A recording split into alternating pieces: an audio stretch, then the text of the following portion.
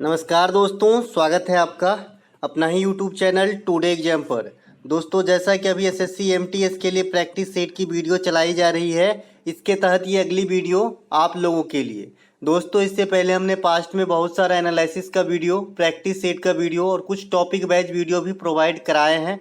आशा करते हैं कि आप सभी की तैयारी अच्छे से कर लिए होंगे। तो चलिए दोस्तों, शुरू करते हैं आज का ये वीडियो। तो जिनको भी एग्जाम देना है सभी फैक्ट को अच्छे से सुने, है ना। पहला जो हमारा प्रश्न है, वायुमंडल के किस भाग को संवहनी मंडल भी कहा जाता है ना। वायुमंडल में जो 5 लेयर है, तो किस लेयर को संवहनी लेयर भी कहा जाता है? तो ये है आपका जी क्षोभ मंडल। क्षोभ मंडल को संवहनी मंडल भी कहा जाता है। क्षोभ मंडल जो 5 मंडल है, इनमें सबसे कम ऊंचाई वाली मंडल है और पृथ्वी के सबसे समीप है। मान लीजिए ये हमारा पृथ्वी है ना। तो 3D में दिखाना पड़ेगा। तो 1 नंबर पे ये क्षोभ मंडल है, फिर आपका समताप मंडल होता है, फिर मध्य मंडल, फिर आयन मंडल और फिर बहिर्मंडल। तो पृथ्वी के सबसे नज़दीक जो है ये आपका क्षोभ मंडल ही होता है ना। क्षोभ मंडल में क्या क्या हो जाती है? तो वर्षा हो जाती है, यानी जो भी मौसमी घटना है, बादल का लगना, वर्षा होना, मेघ का गरजना, ये सभी के सभी आपके क्षोभ मंडल में होते हैं जी, है ना। और ये पृथ्वी से जो आप यहाँ पे मैंने ऊंचाई को दर्शाया ये वाला, तो ये 16 से 18 किलोमीटर की ऊंचाई तक जो है क्षोभ मंडल की परत पाई जाती है। ठीक है, तो समझ गए। इसे संवहनी मंडल भी कहा जाता है, जो इस क्वेश्चन का बेस था, है ना। तो ये सभी बात क्षोभ मंडल के बारे में जानकारी रखेंगे। एक ही बात, कोई भी मौसमी घटना सभी क्षोभ मंडल में होंगी, तो उसमें तरित झाझा, बादल, वर्षा सभी आ जाएंगे। ठीक है, दूसरे पॉइंट की तरफ ध्यान देंगे। सभी प्रकार की मौसमी घटना जैसे बादल का बनना, आंधी आना, वर्षा, तरित झाझा वगैरह, ये सब इसी मंडल की जो है देन है ना। बादल का कड़कना, इस मंडल की ऊंचाई लगभग 16 से 18 किलोमीटर थे, जो मैंने अभी फिगर बना के समझा ही चुका आपको। अगला है हमारा वायुयान उड़ने के लिए जो आदर्श स्थिति पैदा होती है, ये आपका समताप मंडल में होती है। यानी अगर आपसे पूछा जाए कि वायुमंडल जो वायुयान है किस मंडल में जो है उड़ना ज़्यादा ठीक रहता है, तो समताप मंडल में। अब ऐसा नहीं कि डायरेक्ट समतापे मंडल में वायुयान चला जाता है, पहले क्षोभ मंडल को क्रॉस करता होगा तभी जाता होगा, लेकिन जो पिकअप पकड़ता है ये समताप मंडल में। ठीक है, इसके अलावा ओजोन परत, ओजोन परत कहाँ स्थित है भैया? तो ये भी समताप मंडल में स्थित है। आपका कौन सा? Ozone layer. देखिए, एक बार तो ओजोन का ही सूत्र पूछ लिया गया एग्जाम के अंदर, तो भैया O3 होता है ओजोन की सूत्र, है ना। O3 होता है ना। ओजोन जो है हमें अल्ट्रा वायलेट रेज से जो है रक्षा करती है, पराबैंगनी किरणों से बचाती है हमें। और हम प्रत्येक वर्ष 16 सितंबर को ओजोन संरक्षण डे के दिवस में रूप में मनाते हैं। तो ये तीनों चारों बात जो है ओजोन से ध्यान रखिएगा। O3 इसका सूत्र होता है, अल्ट्रा वायलेट रेज से जो है हमें बचत करती है। इसके अलावा 16 सितंबर को जो है हम प्रत्येक वर्ष ओजोन दिवस के रूप में मनाते हैं। ठीक है, अच्छा, ओजोन परत को किस इकाई में मापते हैं भैया? तो डावसन इकाई में मापते हैं। तो ये बात भी ध्यान रखिएगा, इसे भी पूछा गया है। इस फॉर्म में आपको 2 क्वेश्चन पूछे जाते हैं। एक तो ओजोन परत की मोटाई आप किस इकाई में मापते हैं, तो आपका आंसर होता है डावसन इकाई, है ना। एक आपसे पूछा जाता है कि जो रेडियो सक्रियता होती है ना, रेडियो सक्रियता का नाम आपने सुना होगा। रेडियो सक्रियता जो होती है इसे किससे मापते हैं, है ना? तो इसे हम गैंगर मूलर काउंटर से मापते हैं। गैंगर मूलर आदमी का नाम है, काउंटर, इसमें मापते हैं हम क्या? रेडियो सक्रिय तत्व को। और जो हम ओजोन परत को मापते हैं ये डावसन इकाई में मापते हैं। आई होप आपको क्लियर हो गया होगा। ये 2 प्रकार के क्वेश्चन आते हैं जिनकी मात्रक हम जनरली याद नहीं करते हैं। ठीक है, इसके अलावा आयन मंडल। अब आ जाते हैं, देखिए अभी हमने क्षोभ मंडल पढ़ा, फिर समताप मंडल पढ़ा, फिर हमने एक मध्य मंडल को स्किप किया क्योंकि इसमें कुछ इतना खास है नहीं। फिर हम आयन मंडल पढ़ रहे हैं, चौथा। आयन मंडल में क्या होती है? जो भी संचार व्यवस्था, जो भी आपको तरंग वगैरह को रिफ्लेक्ट करा के पृथ्वी पे वापस लाना है, तो ये आप आयन मंडल में करते हो, है ना। इसके अलावा वायुमंडल में सबसे अधिक क्या है? नाइट्रोजन है। कितने प्रतिशत है? 78% है ना। और ये ऑक्सीजन जो है ये कितना है? 21% है। इन दोनों को मिला देंगे 99% हो जाएगी। तो 1% में अन्य सभी गैसेस हैं, जो भी गैस वायुमंडल में पाई जाती है। ठीक है, इसके अलावा वायुमंडलीय दाब को हम किस में मापते हैं भैया? कल भी बताया था, बैरोमीटर में मापते हैं। क्योंकि यहाँ से क्वेश्चन आ चुका है कि जब बैरोमीटर का पाठ्यांक या रीडिंग सहसा नीचे गिर जाए, तो ऐसे स्थिति में क्या होने की संभावना है? तो ऐसी स्थिति में वर्षा और आंधी तूफान आने की संभावना होती है जब एकाएक रीडिंग गिर जाती है बैरोमीटर की। ठीक है, अगर बैरोमीटर की पाठ्यांक या रीडिंग जो है धीरे धीरे ऊपर चढ़ रहा हो तो ऐसी स्थिति में जो है मौसम साफ रहने की बात होती है। ठीक है, वायुमंडलीय दाब को जो मापक है ये बार में मापते हैं, यानी वायुमंडलीय दाब के जो इकाई होते हैं इसे हम बार कहते हैं, बार, है ना। तो इसे भी ध्यान रखेंगे। और किससे मापते हैं? बैरोमीटर से। अचानक गिर जाए तो क्या होती है और धीरे धीरे चढ़ती है तो क्या होती है, बता चुका। चलते हैं आगे। अगला जो हमारा प्रश्न है ना, टोक्यो ओलंपिक 2020 में लवलीना बोरगोहेन बॉक्सिंग में कौन सी पदक हासिल किए?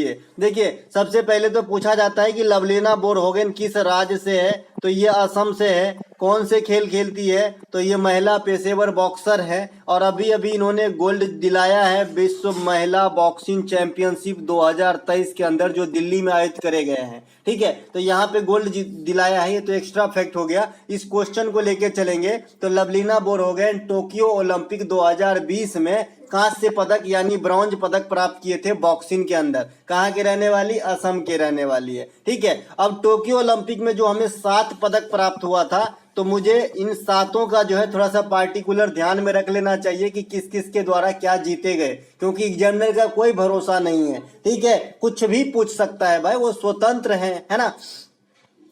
तो कांस्य पदक लवलीना बोरगोहेन, नीरज चोपड़ा, ये काफी फेमस हुआ और कम से कम 100 बार तो क्वेश्चन एग्जाम में आ चुके हैं इनसे किसी न किसी रूप में। नीरज चोपड़ा भाला फेंक से संबंधित है। इन्होंने एकमात्र गोल्ड जीता था टोक्यो ओलंपिक में, जो भारत को एकमात्र गोल्ड यही था। इसके बाद किसी भी खेल में गोल्ड नहीं आए। नीरज चोपड़ा से यह भी पूछ लिया गया है कि कितने मीटर की भाला फेंके हैं, तो 87.58 मीटर दूरी तक जो है ये भाला फेंक कर जो है ये कीर्तिमान रचे थे और अपना जो है गोल्ड अपने झोली में डाले थे।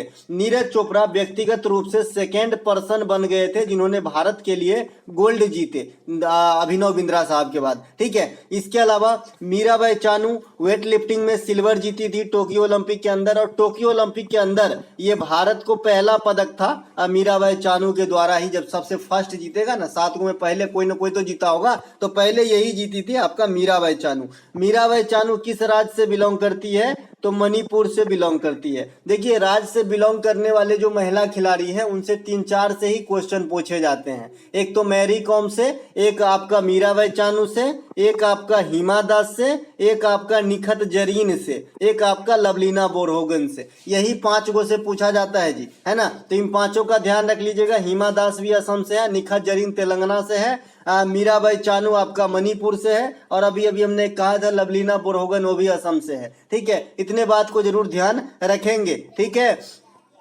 इसके अलावा अगला जो है रवि दहिया साहब, अभी अभी देखिए अभी इंडिया में इनके ऊपर जो है मामला भी चल रहा है कि जो भी एथलीट वगैरह हैं वो आप धरना प्रदर्शन कर रहे हैं। इस बारे में आपको भी जानकारी होगी कि क्यों कर रहे हैं, है ना। तो रवि कुमार दहिया साहब यहाँ पे कुश्ती में सिल्वर जीते थे, है ना, कुश्ती में जो है सिल्वर जीते थे। पीवी सिंधु बैडमिंटन में ब्रॉन्ज जीते थे यहाँ पे, है ना, पीवी सिंधु ब्रॉन्ज जीती थी, और इसी के साथ 2 ओलंपिक में लगातार 2 पदक जीतने वाली ये महिला बन गई है आपका पीवी सिंधु, है ना। इसके अलावा बजरंग पुनिया साहब ये कांस्य जीते थे कुश्ती के अंदर। तो इस प्रकार से आपको 7 पदक जो है इस टोक्यो ओलंपिक का ब्यौरा आपको मिल चुका है। अब जो आगामी ओलंपिक ऑर्गेनाइज किए जाएंगे इनके बारे में थोड़ा सा देख लीजिए। अभी अभी आपसे पूछा गया था कि जो ये राष्ट्रमंडल खेल है तो 22 के बाद 26 में होना है। 26 में नहीं पूछ के दादा 30 वाली पूछ दी, है ना, लो कर लो बात, है ना। तो यहाँ पर भी आपकी ओलंपिक में भी कुछ ऐसे हो सकते हैं, इसीलिए हमने 3 रख दिया है। जो ओलंपिक आगामी होगी 2020 के बाद 2024 में, है ना।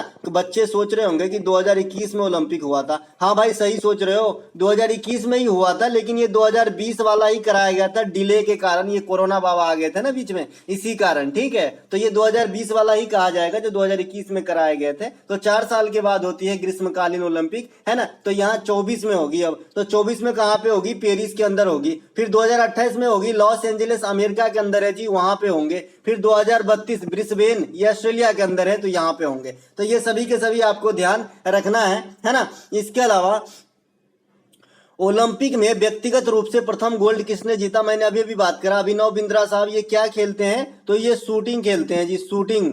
शूटिंग खेलते हैं, शूटिंग मतलब निशानेबाज वाला है ना। और ये 10 मीटर एयर राइफल शूट के अंदर 2008 बीजिंग ओलंपिक में अपने नाम गोल्ड किए थे और ये भारत के लिए प्रथम गोल्ड विजेता बने थे व्यक्तिगत रूप से। अगर आपको कोई कहे कि ओलंपिक में भारत को पहला गोल्ड ही कब मिला, तो 1928 में मिला था जी, एम्स्टर्डम ओलंपिक के अंदर, हॉकी खेल के अंदर, ठीक है। हॉकी में जो है पहला गोल्ड मिला था भारत को, और भारत को सबसे अधिक गोल्ड भी हॉकी के अंदर ही मिला है। 8 गोल्ड अब तक हॉकी के अंदर मिला है, और 2 गोल्ड एक अभिनव बिंद्रा साहब के द्वारा और एक आपका नीरज चोपड़ा साहब के द्वारा, तो टोटल 10 गोल्ड मिले हैं भारत को। तो इस प्रकार से ध्यान रखेंगे। ओलंपिक के अंदर जो है पहली महिला जिन्होंने कोई सा भी पदक जीता हो, ब्रॉन्ज जीती थी, तो ये थी आपका कर्णव मल्लेश्वरी।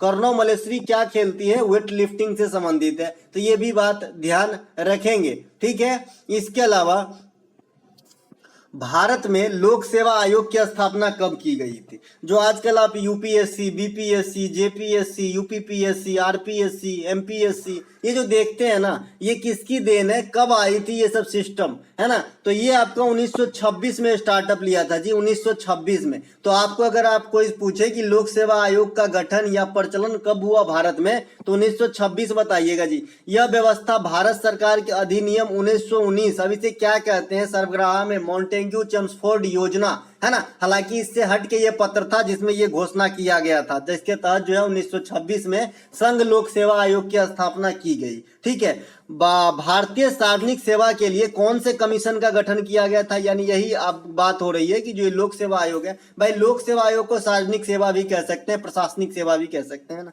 तो ये ली कमीशन गठन किए गए थे 1923 ईस्वी के अंदर, इसी पे आधारित, है ना। इसके अलावा यूपीएससी के जो वर्तमान में अध्यक्ष हैं ये कौन है, ये भी पूछा गया है आपसे। तो यूपीएससी के जो वर्तमान में अध्यक्ष हैं ये मनोज सोनी जी है ना। मनोज सोनी कहाँ लिखा है भाई, इधर लिखा है, मनोज सोनी जी हैं, है ना। यूपीएससी के जो अध्यक्ष होते हैं या फिर अन्य सदस्य होते हैं, इनकी नियुक्ति कौन करता है दादा, तो इनकी नियुक्ति राष्ट्रपति साहब करते हैं, ठीक है। इनकी नियुक्ति कौन करते हैं, राष्ट्रपति करते हैं। अध्यक्ष और उनके जो अन्य सदस्य होते हैं, कंट्रपार्ट होते हैं, उनकी नियुक्ति जो है राष्ट्रपति ही करते हैं। इनके अलावा यहाँ पे काउंटरपार्ट कहना सही नहीं रहेगा, यहाँ पे आप कलीग कह सकते हैं, क्योंकि काउंटरपार्ट का मतलब होता है कि सेम पोजीशन में कोई 2 व्यक्ति, है ना। जैसे ये कोई राजस्थान के गवर्नर हैं, ये कोई एमपी के गवर्नर हैं, तो ये जो दोनों गवर्नर हैं तो ये एक दूसरे के काउंटरपार्ट हैं, इस प्रकार से कहा जाता है ना।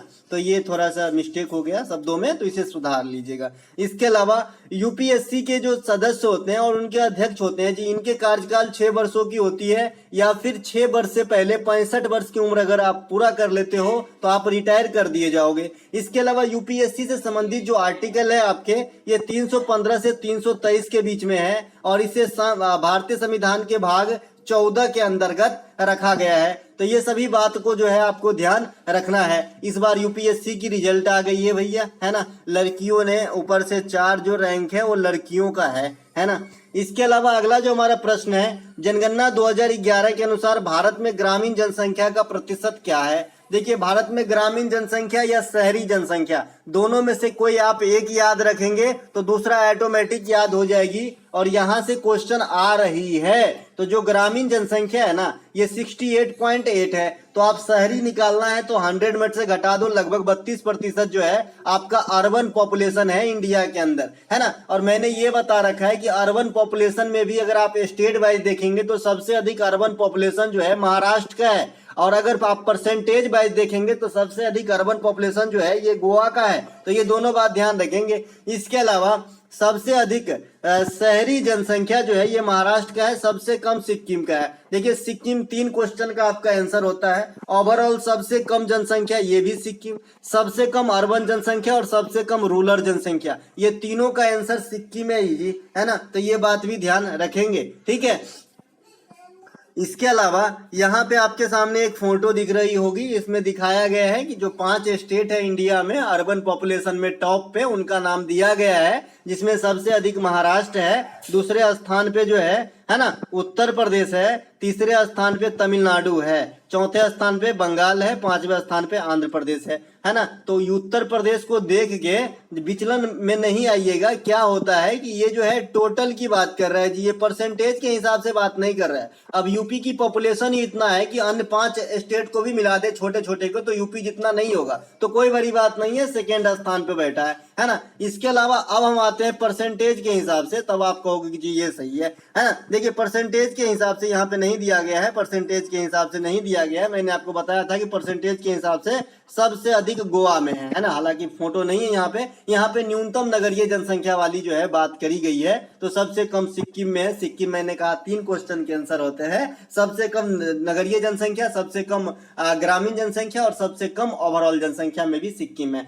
सबसे अधिक जनसंख्या घनत्व जी बिहार का है और सबसे कम जनसंख्या घनत्व अरुणाचल प्रदेश में है। अरुणाचल प्रदेश के अंदर एक दिबांग घाटी है जहां पे जनसंख्या घनत्व सबसे कम होता है, और ये क्वेश्चन मैंने पहले बता रखा है अंदर जाके, ठीक है। बिहार में सबसे अधिक जनसंख्या घनत्व है, लेकिन देश में सबसे अधिक जनसंख्या घनत्व यूनियन टेरिटरीज दिल्ली की है ना। और दिल्ली में भी एक जिला ऐसा पूर्वोत्तर दिल्ली जहां पे सबसे अधिक जनसंख्या घनत्व होती है। तो ये सभी बातों को जो है थोड़ा सा मॉडिफाइड करके अपने अंदर रखेंगे ताकि आपको एग्जाम में काम आ पाए। इसके अलावा जनगणना से और भी कुछ आपको याद रखना, जैसे फर्टिलिटी रेट पूछ दिया गया था, तो भैया फर्टिलिटी रेट 2.2 है। लिटरेसी रेट पूछ दिया गया था, लिटरेसी रेट 74.04 है ना। इसके अलावा आपको और भी सेक्स रेशियो पूछ दिया गया था, 943 है ना। तो ये सब कुछ बातें जो आपको ध्यान रखना है, ठीक है। इसके अलावा जो आपका सबसे कम किस राज्य की है, सबसे अधिक किस राज्य की है, ये सब बता चुका हूं। केंद्र शासित प्रदेश में लिंगानुपात पुदुचेरी का ध्यान रखिएगा, सबसे ज्यादा है ना। इसके अलावा अगला जो हमारा प्रश्न है कि पंडित तरुण भट्टाचार्य का संबंध किस वाद्य यंत्र से है। तो पंडित तरुण भट्टाचार्य का संबंध जो है ये संतूर प्ले करते हैं जी, तरुण भट्टाचार्य साहब। तो इनको भी ध्यान रखें, तरुण भट्टाचार्य साहब को। आपने मुझे यही बताना है कि जो चीज सीधे सीधे आपको किताब में नहीं मिलते हैं, जो टॉपिक आउट है, जैसे वाद्य यंत्र है ना। इसके अलावा जो नर्तक नर्तकी हैं, ये डायरेक्ट अगर आपकी किताब में नहीं दिया है तो ज्यादा पूछ रहे हैं आजकल, जैसा मैं एग्जामिनर का ढर्रा देख रहा हूँ हाल फिलहाल के एग्जाम में। तो मेरे भी प्रयास यही रहते हैं कि जो आपको किताब में नहीं दिख रहा है वैसे कैरेक्टर को खोज के लाऊं और आपको एग्जाम में क्वेश्चन मिलवाऊं, ठीक है। तो आप देखिए संतूर के अन्य प्लेयर हैं, अभी तो आप भट्टाचार्य साहब को देखें, तरुण भट्टाचार्य साहब को। पंडित शिव कुमार शर्मा को सभी जानते हैं, संतूर प्ले करते हैं। वर्षा अग्रवाल ये देश के प्रथम महिला संतूर प्लेयर भी बनी है, तो इसे भी ध्यान रखेंगे। वैसे तो बहुत सारे महिला प्ले करते हैं भैया, हम भी गाना गा लेते हैं, तो क्या मैं अरिजीत सिंह बन जाऊंगा? नहीं ना। तो वैसे ही बजा तो बहुत लेते हैं, लेकिन जो उस मुकाम तक पहुंचे उनमें जो है वर्षा अग्रवाल का भी नाम है, राहुल शर्मा, भजन सुपारी, ये सभी के सभी जो है संतूर के वादक हैं जी, तो इन्हें भी ध्यान रखेंगे, है ना। पंडित राम नारायण, ये मैं बार बार सारंगी पे ज्यादा जोर डाल रहा हूं क्योंकि आजकल पिछले पास्ट कुछ एग्जाम से सारंगी ज्यादा पसंद कर रहे हैं एग्जामिनर, है ना। इनकी आवाज मधुर लग रहे होंगे। पंडित राम नारायण, सुल्तान खान, गुलाम सबीर खान, अहमद खान, लतीफ खान, करीम खान, सबरी खान, गोपाल मिश्र, ये सब इंडियन संतूर प्लेयर हैं, इंडियन संतूर प्लेयर हैं। तो इन्हें भी ध्यान रखें, खास करके सुकरू खान, सबीर खान, ये सब ज्यादा पूछा जाता है कि जैसे नाम कभी सुना ही ना हो,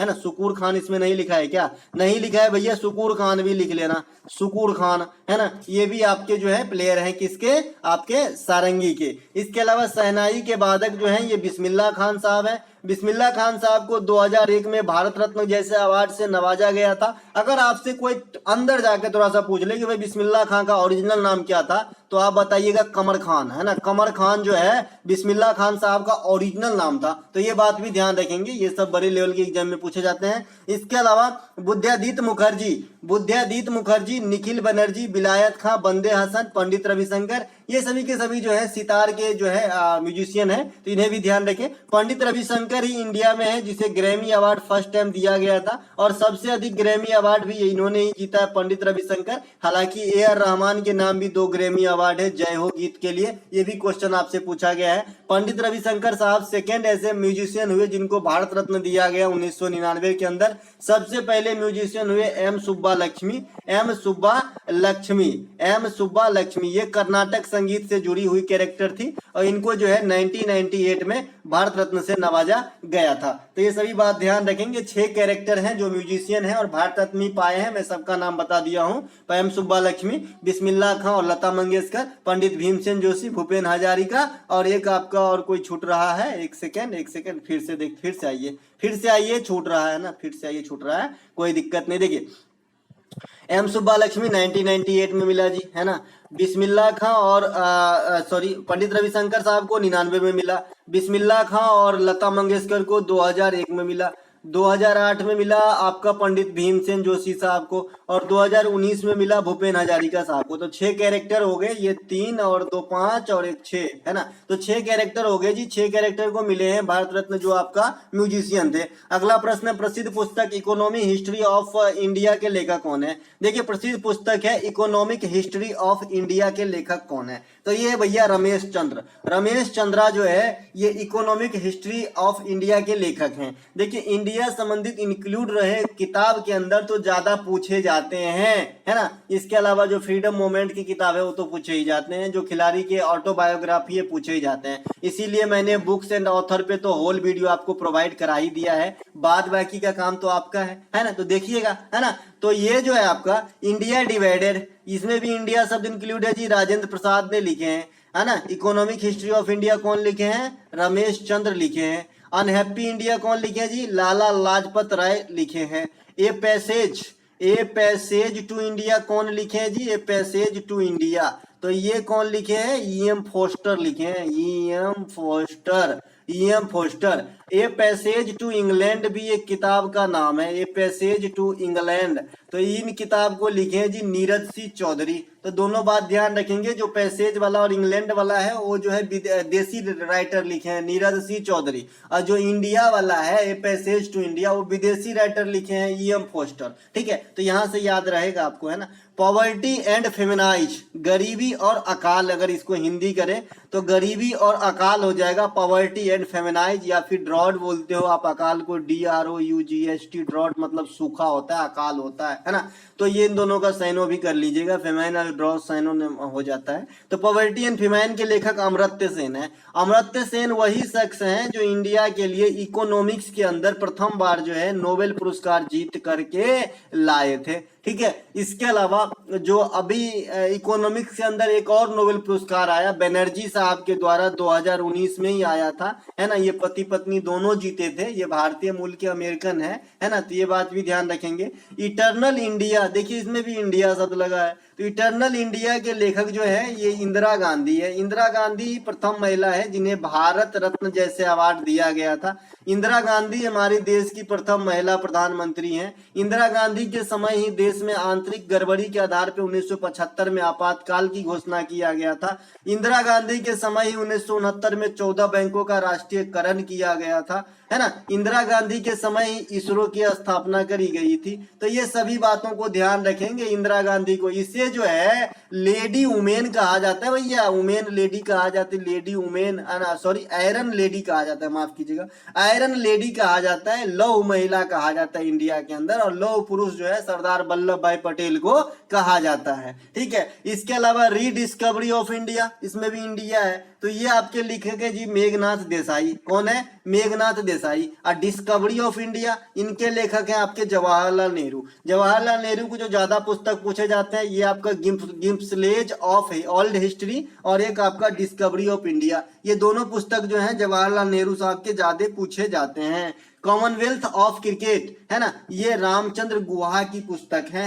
इनके अलावा ब्लू अम्ब्रेला, अब ये भी पूछा गया था, रस्किन बॉन्ड की पुस्तक है। बाद बाकी जो मैं पुस्तक का PDF भी दे चुका हूं, तो देख लीजिएगा एग्जाम में जाने से पहले, है ना।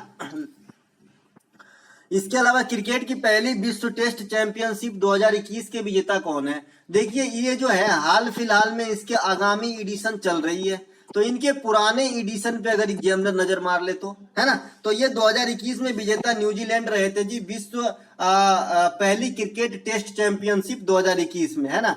इसके अलावा उप विजेता कौन रहते, तो भारत रहते, उप विजेता भारत रहते। अरे न्यूजीलैंड का अयाज पटेल का नाम आपने सुना होगा ना, एजाज पटेल नाम है इनका, ये न्यूजीलैंड की तरफ से खेलते हैं जी।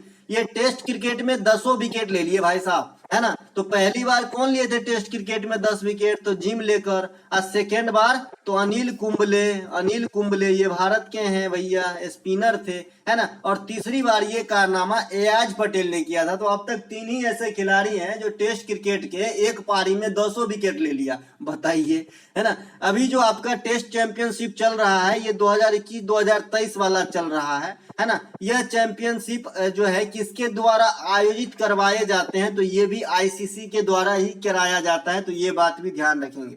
इसके अलावा हल्दी घाटी के युद्ध में मुगल सेना के तरफ से मुख्य सेनापति कौन थे। सबसे पहले तो हल्दी घाटी का युद्ध कब होता है जी, तो ये आपका होता है 1576 में। एक तरफ महाराणा प्रताप, है ना, और दूसरी तरफ अकबर के सेनाओं के बीच। तो जो अकबर यानी मुगल के तरफ से जो मुख्य सेनापति थे ये मानसिंह थे जी, मानसिंह प्रथम, है ना। राजा मानसिंह प्रथम जो है अकबर के मुख्य सेनापति थे इस युद्ध में, हल्दी घाटी के युद्ध में, जो किनके खिलाफ लड़ाई था, महाराणा प्रताप के खिलाफ, है ना। महाराणा प्रताप जी के जो घोड़े का नाम था ना, इनका नाम चेतक है, तो ये बात भी ध्यान रखेंगे, ये भी पूछा जाता है जी, है ना। इसके अलावा तालीकोटा का युद्ध ये कब हुआ था जी, 1565 में। और मैंने बता रखा है कि भैया तालीकोटा का युद्ध के साथ ही जो है आपका विजयनगर साम्राज्य की जो है पतन जो है स्टार्ट हो जाता है ना। तुलु वंश, सालू वंश, अरबिदु वंश, है ना, और संगम वंश, ये जो विजयनगर साम्राज्य के वंश थे, आपको जरूर ध्यान रखना है क्योंकि यहाँ से क्वेश्चन बनती है, खास करके कृष्णदेव राय किस वंश से थे, है ना, तो तुलु वंश थे। इसके अलावा यहाँ पे कुछ ईस्वियां आपको दिख रही होगी जो युद्ध से रिलेटेड ईस्वियां है, अगर आपको रिकॉल हो तो बहुत अच्छा, नहीं तो मैं करवाऊं, चलो मैं एक बार करवाता हूँ। 1191 तराइन की प्रथम लड़ाई, मोहम्मद गोरी और पृथ्वीराज चौहान तृतीय के बीच, पृथ्वीराज चौहान तृतीय की विजय। 1192 सेम कैरेक्टर, मोहम्मद गोरी और पृथ्वीराज चौहान तृतीय साहब की हार, ये तराइन की सेकेंड लड़ाई। 1526 इब्राहिम लोदी और बाबर के बीच पानीपत की प्रथम लड़ाई, बाबर की विजय। 1556 पानीपत की सेकेंड लड़ाई, अकबर और हेमू, अकबर की विजय। 1761 थर्ड लड़ाई ऑफ पानीपत, है ना, इसमें जो है अहमद शाह अब्दाली की विजय, मराठों की हार। 1757 प्लासी का युद्ध, इसमें रॉबर्ट क्लाइव और बंगाल के नवाब रॉबर्ट क्लाइव की विजय। 1764 हेक्टर मुनरो और इधर से 3 आदमी की सेना, अवध का नवाब, बंगाल का नवाब, मुगल बादशाह का सेना, फिर भी हेक्टर मुनरो यानी अंग्रेज की विजय, ईस्ट इंडिया कंपनी की विजय। 1527 राणा सांगा और बाबर के बीच, है ना, खानवा का युद्ध, बाबर विजय। फिर आपका इसमें मैं मिला दिया था, सबसे लास्ट में क्या होगा, घर जाओ, ये घाघरा का युद्ध है 1529। 1528 चंदेरी का युद्ध है ना, बिलग्राम का युद्ध है, कन्नौज का युद्ध है, और 1971 में भारत बांग्लादेश युद्ध है। तो इस प्रकार से जो है ये सभी युद्धों के आपके पास क्या है, ईस्वी है। मैंने पूरा नहीं लिख के सिर्फ इसलिए लिखा कि वो आपको अपने आप को टेस्ट भी दे सको, है ना। अगला जो हमारा प्रश्न है, केसरिया बौद्ध स्तूप कहाँ स्थित है। देखिए केसरिया बौद्ध स्तूप जो है ये बिहार के चंपारण राज्य में स्थित है। बिहार में बराबर की गुफा भी स्थित है, नालंदा में बराबर की गुफा, है ना, बराबर की गुफा भी स्थित है, बिहार के अंदर ही है। बिहार के अंदर पत्थर की मस्जिद भी है जी, पत्थर की मस्जिद परवेज ने बनवाया था, पत्थर की मस्जिद, तो ये भी बिहार के अंदर ही है। बिहार के अंदर गोल घर भी है, गोल घर पटना में। खुदा बख्श ओरिएंटल लाइब्रेरी, ये भी पूछा जाता है जी एग्जाम के अंदर। खुदा बख्श ओरिएंटल पब्लिक लाइब्रेरी, ये भी पटना के अंदर है, ये भी बिहार के अंदर ही है। बिहार के अंदर, है ना, ये कौन सा पार्क बोलते हैं भैया, बुद्धा पार्क भी है ना। इससे तो जाने दो, वो क्वेश्चन नहीं पूछेगा बुद्धा पार्क वाला, क्योंकि ये जो है कुछ और मतलब रूप में जाना जाता है, यहाँ पे लोग जाते हैं अपना टाइम पास करने के लिए, है ना। इसके अलावा तारामंडल भी है। तो ये सब कुछ झलक है बिहार के अंदर का, तो नालंदा की अवशेष है ना, तो ये सब ध्यान रखेंगे, है ना। इसके अलावा जो वाल्मीकि रिजर्व है, वाल्मीकि नेशनल पार्क है, ये भी जो है आपका बिहार में है, पश्चिमी चंपारण के अंदर, तो ये बात भी ध्यान रखेंगे, है ना। तो ये बिहार के चंपारण में है जी केसरिया बौद्ध स्तूप, है ना। इसे बनाने का, निर्माण करने का जो श्रेय है ये सम्राट अशोक को ही दिया जाता है। कहा जाता है कि महात्मा बुद्ध भी इस स्तूप में ठहरे थे, इसीलिए इसकी विशेष अपनी महत्व है। इसके अलावा मैंने कुछ और स्तूप का नाम लिख दिया है जो आपके एग्जाम में आया है ना, जैसे धमेक स्तूप, ये आपका बनारस में स्थित है, यूपी के अंदर, है ना। और जो आपका सांची का स्तूप है ये मध्य प्रदेश के ग्राम सांची में स्थित है, और इन्हें भी सम्राट अशोक ने ही बनवाया था। अगला जो हमारा प्रश्न है, प्रधानमंत्री जनधन योजना के तहत दिसंबर 2022 तक सबसे अधिक खाते किस राज्य में खोले गए? देखिए अच्छा क्वेश्चन बनेगा ये। तो सबसे अधिक खाता जो है ये उत्तर प्रदेश के अंदर खोला गया है ओवरऑल, लेकिन परसेंटेज के हिसाब से अगर आप बात करेंगे कि सबसे, जैसे मान लीजिए कि 100 आदमी रह रहा है और बिहार में लगभग 70 आदमी ने ये खाता खुलवा लिया भैया, 100 आदमी में 70 आदमी खुलवा लिए, तो सबसे अधिक परसेंटेज जो है ये बिहार का है। सबसे अधिक परसेंटेज जो है प्रतिशत के हिसाब से जो है सबसे अधिक खाताधारियों की संख्या ये बिहार में है। किस स्कीम के तहत? प्रधानमंत्री जनधन योजना के तहत। ये स्कीम से कब हमें इंट्रोड्यूस करवाया गया था? तो 2014 में करवाया गया था। ये जो है भारत ही नहीं, ये दुनिया की सबसे बड़ी जो है स्कीम है जी, है ना। इसके अलावा प्रधानमंत्री जनधन योजना किस मंत्रालय के अधीन है? तो ये वित्त मंत्रालय के अधीन है, तो ये बात भी ध्यान आपको रखना है, ठीक है। इसके अलावा 2014 में एक नमामि गंगे कार्यक्रम महत्वाकांक्षी परियोजना आई थी, हालांकि ये कितने सफल हुए आप भी देख रहे हैं। ये गंगा सफाई कार्यक्रम थी जी, नमामि गंगे। इनके अलावा 2015 में काफी सारे मोदी गवर्नमेंट ने स्कीम लाए, है ना। इसके अलावा 16 में लाए और अभी भी ला रहे हैं, है ना। काफी सारे अच्छे अच्छे स्कीम लाए, जैसे उज्ज्वला वगैरह, तो मेरे लिए बहुत अच्छा स्कीम है जी, कि जो जहाँ पे कोई इंट्रोड्यूस तक नहीं था कि भाई गैस सिलेंडर क्या होते हैं, उनको भी मिला, तो कहीं ना कहीं ये अच्छी बात है ना। इसके अलावा बहुत सारे ऐसी है कि जो आता तो है योजना, लेकिन जो जरूरतमंद है वहां तक पहुंच ही नहीं पाता है, जैसा मैं भी गांव घर में देखता हूं, है ना। तो ये तो अपनी अपनी बात है, लेकिन कम से कम केंद्र सरकार ने लॉन्च किया है, तो यही बहुत बड़ी बात है। तो योजना से काफी क्वेश्चन आ रही है, तो आपको योजना जरूर देख के जाना है, और आपको बहुत लेटेस्ट वाला योजना नहीं देखना है। आपको जो सितंबर अगस्त 2022 से के बाद अभी तक हुआ ये देखना है, और पुराने योजना भी देखना है उससे संबंधित। जैसे मैंने ये प्रश्न बनाया कि जनधन योजना के तहत सबसे अधिक खाता किस राज्य में खोले गए, तो ऐसे कुछ प्रश्न आप भी बना के सोचिए, जैसे किस मंत्रालय के अधीन है, इस योजना का लक्ष्य किस वर्ष तक रखा गया है कि भाई फला काम को पूर्ण कर लेना है, इस योजना के तहत सबसे पहले कहाँ पे ये फला काम करवाया गया। तो ये सब थोड़ा बहुत जो है दिमाग की घोड़ा को दौड़ाइए, और तब आपको जो है अच्छा से अच्छा रिजल्ट होगी। अगला जो हमारा प्रश्न है, मणिपुरी नृत्य की प्रमुख नृत्यांगना दर्शना झावेरी को पद्मश्री से कब सम्मानित किया गया था? सबसे पहले झावेरी बहन किससे संबंधित होती है? तो मणिपुरी से। तो इसमें झावेरी बहन 4 बहनें थी, ध्यान रखेंगे, जिसमें सबसे छोटा दर्शना था, दर्शना, नैना, सुवर्णा, इस प्रकार नाम था। तो जो दर्शना है ये सबसे छोटी झावेरी फैमिली से थी, ठीक है। तो इनको 2002 में पद्मश्री दिया गया था। इनको पद्मश्री और संगीत नाटक अकादमी ही दिया गया है, इनसे बड़ा सम्मान इनको नहीं दिया गया है। दर्शना झावेरी को 1996 में संगीत नाटक अकादमी भी दिया गया है। झावेरी बहने गुरु विपिन सिंह, है ना, कलावती देवी, चारू माथुर, ये सभी के सभी जो है मणिपुरी नृत्य से संबंधित है, नर्तक और नर्तकी हैं।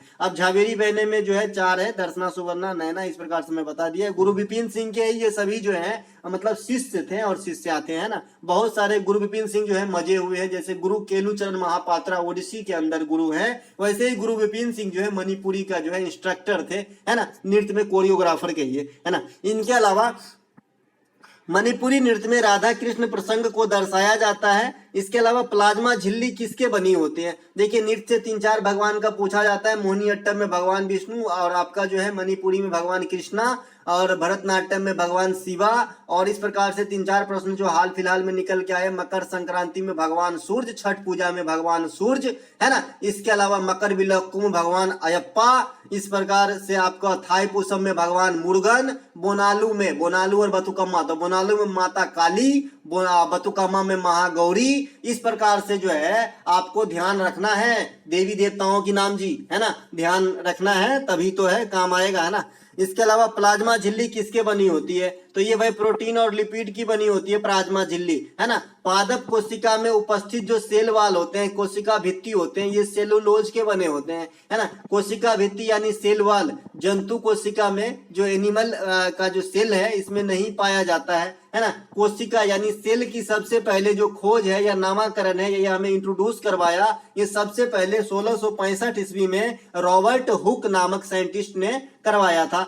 सेल के जो अध्ययन है, जो साइंटिफिक स्टडी ऑफ सेल है, उसे हम साइटोलॉजी कहते हैं, और एक साइनोलॉजी है जो कुत्तों का अध्ययन है जी, है ना। तो इसे भी ध्यान रखेंगे। अगला हमारा प्रश्न है, दामोदर नदी का उद्गम किस पठारी भाग से होती है। देखिए, दामोदर नदी घाटी ये इसलिए इंपॉर्टेंट है कि इंडिया का पहला नदी घाटी परियोजना इसी पे स्थापित करा गया था जी 1948 के अंदर पश्चिम बंगाल के अंदर, और ये पश्चिम बंगाल के साथ साथ झारखंड की संयुक्त परियोजना थी, है ना। तो ये जो दामोदर नदी है, इसका उद्गम जो है ये छोटा नागपुर के प्लेटू पठार से होती है। तो इसे भी ध्यान रखेंगे। छोटा नागपुर के जो पठार हैं, इसे भारत का रूर कहा जाता है। और क्यों कहा जाता है ये मैंने कल बताया था, क्योंकि यहाँ पे लोहा, तांबा, अबरक, यूरेनियम, इसके अलावा यूरेनियम के अलावा कुछ मात्रा में टंगस्टन, ये सभी के सभी जो यहाँ पे पाया जाता है जी छोटा नागपुर के पठार में। इसकी फैलाव कहां से कहां तक हो सकती है मैंने बताया था। बिहार के कुछ पार्ट, झारखंड में अधिकांश पार्ट, पश्चिम बंगाल और उड़ीसा,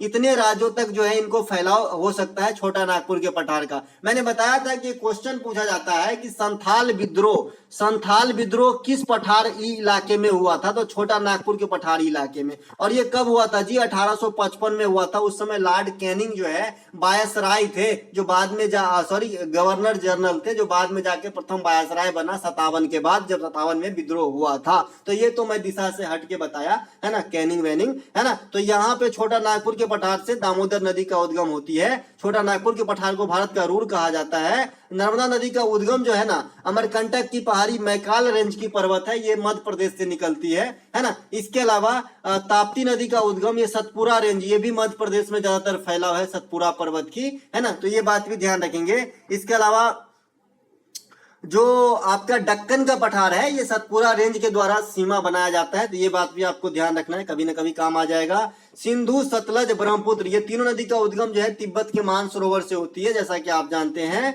गंगा नदी का उद्गम गंगोत्री हिमानी, जो अलकनंदा और भागीरथी दो नदियों का संयोग है, और ये कहाँ पे मिलके गंगा बन जाती है, तो ये बन जाती है जी देवप्रयाग में। देवप्रयाग कहाँ पे है, उत्तराखंड के अंदर है ना। यही गंगा जब आगे जाती है तो इसको राम गंगा मिलती है, सहायक नदी उत्तर की तरफ से, जो पहला सहायक नदी है। फिर यमुना दक्षिण की तरफ से मिलती है, सोन मिलती है ना। इसे क्या बोलते हैं इसको, रिजुपालिका नहीं, सोन मिलती है, यमुना मिलती है, निरंजना मिलती है। ये सब नदी जो है इनको मिलती है दक्षिण की तरफ से। उत्तर की तरफ से रामगंगा मिलती है, कोसी मिलती है ना, सरयू मिलती है, महानंदा मिलती है। इस प्रकार से जब ये पश्चिम बंगाल में जाती है तो ये धारा फिर दो भागों में डिवाइड हो जाती है। एक धारा बांग्लादेश गोइंग टू बांग्लादेश, दूसरा धारा जो है पश्चिम बंगाल में, जिसे हुगली कहते हैं, और जो बांग्लादेश में जाता है उसे पद्मा कहते हैं। तो ये गंगा नदी का तंत्र है। 2 मिनट के अंदर आप समझ सकते हैं। गंगा नदी इंडिया की जो है राष्ट्रीय नदी में सबसे लंबी नदी है, जिसे राष्ट्रीय नदी का दर्जा भी दिया गया है। गंगा में जो डॉल्फिन होते हैं उसे राष्ट्रीय जलीय जीव घोषित किया गया है। नमामि गंगा प्रोजेक्ट आपने देख ही लिया कि कब आया था। तो ये सब गंगा की सबसे बड़ी सहायक नदी यमुना है। सेकेंड सबसे बड़ी सहायक नदी सोन नदी है, जो गंगा में पटना के पहले और आरा के बाद में जो है मिल जाती है, दक्षिण की तरफ से आके मिलती है। ये भी क्वेश्चन पूछा गया है कि किसके तरफ से आके मिलती है। बाद बाकी जो गंगा जमुना सरस्वती की मिश्रण है ये कहाँ पे होती है, तो आपका प्रयागराज में होती है। अगला जो हमारा प्रश्न है जी, भूमध्य रेखा इक्वेटर के पास किस प्रकार के वन पाए जाते हैं। यानी भूमध्य रेखा, जिसे अंग्रेजी में इक्वेटर कहा जाता है। मैंने समझाया था कि पृथ्वी के बीच वाले भाग को जो है इक्वेटर या भूमध्य रेखा, भू मतलब पृथ्वी, मध्य मतलब आधा, तो आधा आधा बांटने वाला रेखा यानी इक्वेटर, इसे ही भूमध्य रेखा कहते हैं। इसके सारे 23 डिग्री नॉर्थ जाएंगे तो कर्क रेखा होती है, इसके सारे 23 डिग्री साउथ जाएंगे तो मकर रेखा होती है। ये 0 डिग्री कह सकते हैं आप भूमध्य रेखा इक्वेटर को। इस प्रकार से मैंने समझाया था। ये भी बताया था कि भाई सूर्य जो है परिक्रमा कहां से कहां तक लगाता है, तो कर्क रेखा से मकर रेखा के बीच में लगाता है आपका सूर्य परिक्रमा। ये भी बताया था। भूमध्य रेखा पर जो है स्थित एशियन देशों में इंडोनेशिया और मालदीव वगैरह को बताया था। तो ये सब कुछ बात आपको ध्यान रखना है। तो इसी की बात हो रही है कि इक्वेटर के आसपास किस प्रकार के वन पाए जाते हैं। तो उष्णकटिबंधीय वन यानी ट्रॉपिकल रेन फॉरेस्ट जो है आपका इक्वेटर के आसपास 10 डिग्री नॉर्थ और 10 डिग्री साउथ, इस प्रकार से जो है इक्वेटर के पास आपका पाया जाता है। कौन सा वन, उष्णकटिबंधीय वन, जिसे अंग्रेजी में tropical rain forest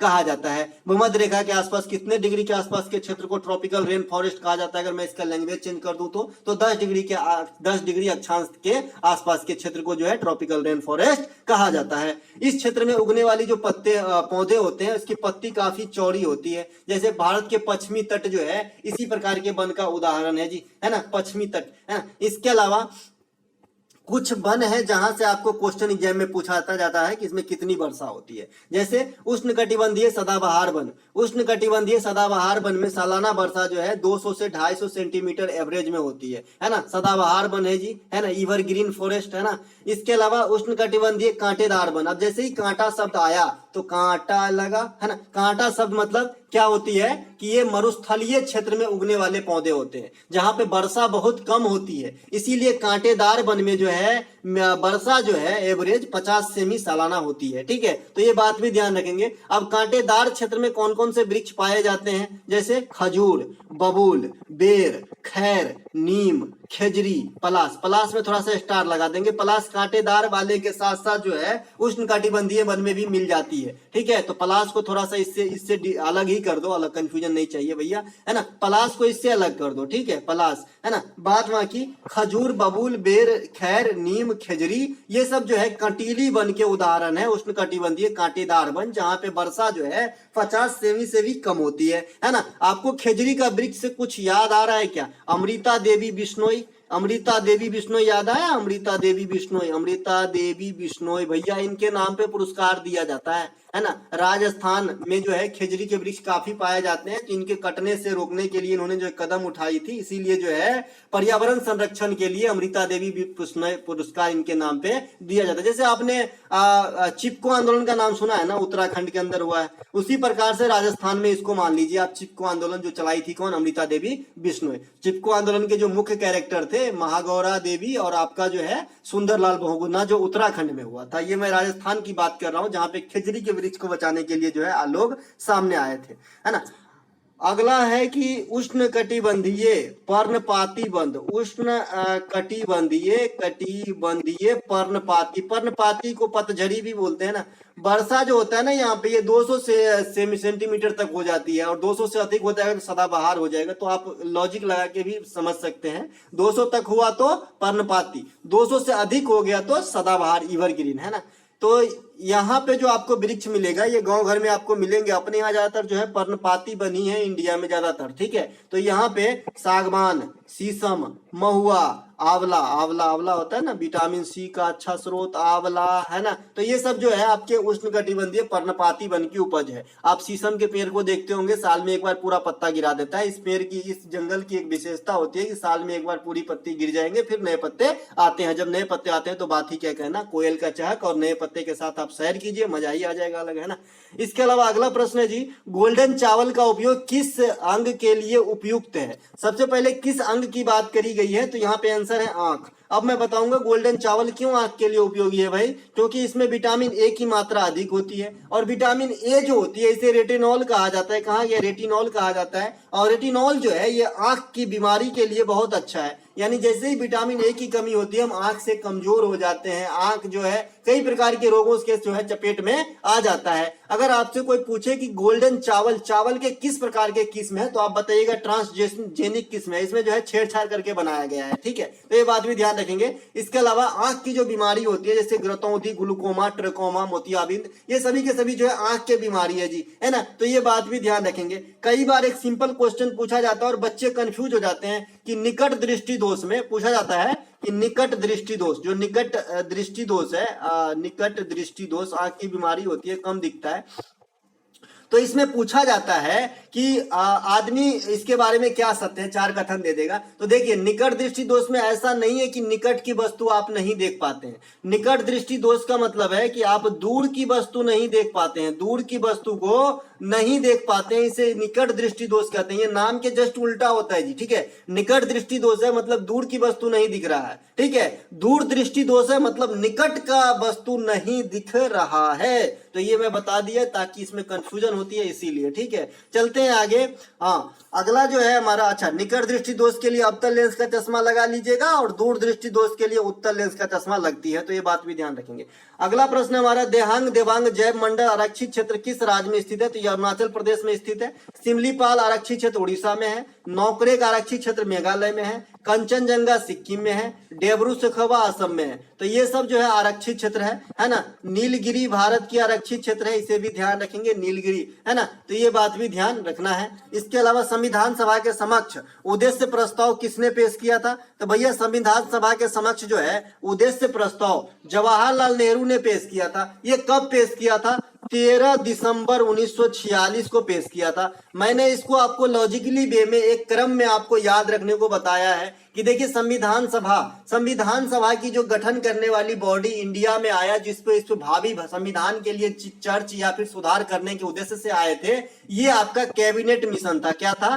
cabinet mission. Cabinet mission में जो है कितने सदस्य थे? इसी कब आता है? तो 1946 में आता है। कितने सदस्य थे? 3 सदस्य थे, क्रिप्स, स्टोपर्ट क्रिप्स, एबीजे अलेक्जेंडर, लॉर्ड पाथिक लॉरेंस। तो ये 3 सदस्य थे। ये संविधान के ढांचा या फिर भावी संविधान को लेके जो है बहस करने के लिए या फिर इस पे काम करने के लिए आए थे। ठीक है। इसके अलावा संविधान सभा की प्रथम बैठक कब होती है? 9 दिसंबर 1946 को होती है। 9 दिसंबर 19 बनाओ भाई, 1946। इसमें जो है उस सदस्य में सबसे बुजुर्ग सच्चिदानंद सिन्हा जी होते हैं। तो सर्वसम्मति से सच्चिदानंद सिन्हा जी को, है ना, अस्थायी अध्यक्ष के रूप में, टेम्पोररी अध्यक्ष के रूप में चुना जाता है। इसके 2 दिन के बाद 11 दिसंबर 1946 को फिर से बैठक होती है और इस बैठक में परमानेंट अध्यक्ष राजेंद्र प्रसाद को चुना जाता है। बाबू राजेंद्र प्रसाद को, जो चल के आगे देश में आगे चलकर हमारे देश के प्रथम राष्ट्रपति बने थे, है ना। तो इसके अलावा 2 दिन के बाद, फिर से 2 दिन के बाद 13 दिसंबर 1946 को जवाहरलाल नेहरू के द्वारा उद्देश्य प्रस्ताव पेश किया गया था। आपका कहां पे? संविधान सभा के समक्ष में। तो ये ध्यान रखेंगे, ये तीनों लॉजिक जितना मैंने बताया क्रमबद्ध। इसके अलावा प्रारूप समिति के अध्यक्ष पूछा जाता है, तो भीमराव अंबेडकर थे और प्रारूप समिति में टोटल 7 सदस्य थे। तो ये बात भी ध्यान रखेंगे। निम्नलिखित में से किस नृत्य में केवल पुरुष ही भाग लेते हैं? देखिए इस प्रकार के क्वेश्चन आपके एग्जाम के ट्रेंड में है, तो मैं बता दूं कि ये कई प्रकार के नृत्य हैं जिसमें पुरुष ही खाली भाग लेते हैं। जैसे आपका गिद्धा हो गया, गिद्धा में खाली जो है एक सेकेंड भांगड़ा माफ कीजिएगा, गिद्धा में लेडीज है भैया। भांगड़ा में जो है ये खाली पुरुष ही भाग लेते हैं। और भांगड़ा कहाँ का है? तो ये आपका पंजाब का है, पंजाब का, है ना, पंजाब का। इसके अलावा छऊ नृत्य आपने बहुत सुन रहे होंगे, ये तो धूम ही मचाया है छऊ नृत्य। तो छऊ नृत्य में भी दोस्तों खाली पुरुष ही भाग लेते हैं, तो ये बात भी ध्यान रखना है। ठीक है, खाली पुरुष ही भाग लेते हैं आपका छऊ नृत्य में। छऊ नृत्य देखिए 3 प्रकार के होते हैं, यानी 3 स्टेट में होते हैं। इनको जो है जगह के हिसाब से नाम भी दे दिया गया है। अगर मैं बताना चाहूं तो मैं बता सकता हूं, चलिए मैं बताता हूं। जैसे छऊ नृत्य है, तो छऊ नृत्य को आप एक तो कहते हो मयूरभंज का छऊ। मयूरभंज कहाँ पे है भाई? तो ये ओडिशा के अंदर है, इसीलिए ओडिशा में भी छऊ हो जाती है। एक आपका पुरुलिया छऊ बोलते हो, पुरुलिया जगह का नाम है जी, पुरुलिया, है ना, पुरुलिया छऊ। ये कहाँ पे है? तो ये आपका पश्चिम बंगाल में जगह का नाम है पुरुलिया। इसके अलावा आपने एक नाम सुना होगा या नहीं, सरायकेला नाम है, सरायकेला जगह का नाम है, सरायकेला। ये आपका झारखंड के अंदर है। तो यहाँ पे ज्यादातर मात्रा में छऊ नृत्य होता है, इसीलिए मैं बताता आया हूँ कि ये 3 स्टेट में होता है। अगर जगह के हिसाब से नाम लेंगे तो मयूरभंज का छऊ, पुरुलिया का छऊ, सरायकेला का छऊ कहा जाता है इसको छऊ को। ठीक है, ये युद्ध संबंधी, युद्ध के जैसे कैरेक्टर इनके भी होते हैं छऊ में, और खाली पुरुषे ही भाग लेते हैं। वैसे खाली युद्ध नृत्य पूछ दे तो छऊ को मत मार देना भाई, है ना, माफ करना भैया, आंध्र प्रदेश मारना, है ना। युद्ध नृत्य खाली कहे तो, है ना, नहीं तो आप बताए थे भैया कि इसमें भी कैरेक्टर होते हैं, तो मैंने यही तो मार के आ गया, तो क्यों गलत हो गया? तो ऐसा दिक्कत हो जाएगा, है ना। तो युद्ध नृत्य है या मुखौटा नृत्य है या अरुणाचल प्रदेश का, अगर आपको डायरेक्ट पूछ रहा है तो मैंने इसमें बताया कि परिधान कॉस्ट्यूम जो होता है ना, इनके भी लगभग समान ही होते हैं। इनके अलावा जो एक थांगटा का नाम आपने सुना होगा, थांगटा, ये मणिपुर का मार्शल आर्ट है, और कलारीपट्टू मैंने बताया था इधर का है ना, साउथ का। इसके अलावा भांगड़ा बता दिया था कि खाली पुरुष ही भाग लेते हैं, पंजाब के हैं। और गिद्धा और घूमर, एक तो पंजाब के हैं और एक राजस्थान के हैं घूमर, इनमें खाली महिलाएं ही भाग लेती है ना। इसके अलावा उबेर कप और थॉमस कप का नाम सुने हैं ना, पुरुष महिला की बात आ रही तो मैं हमेशा बताता हूँ ये चीज।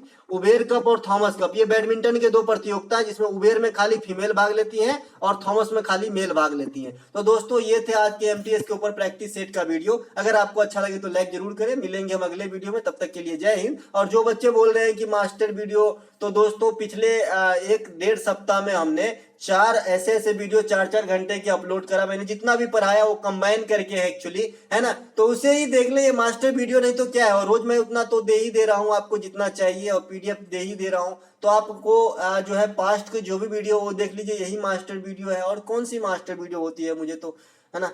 मिलेंगे हम अगले वीडियो में, तब तक के लिए जय हिंद।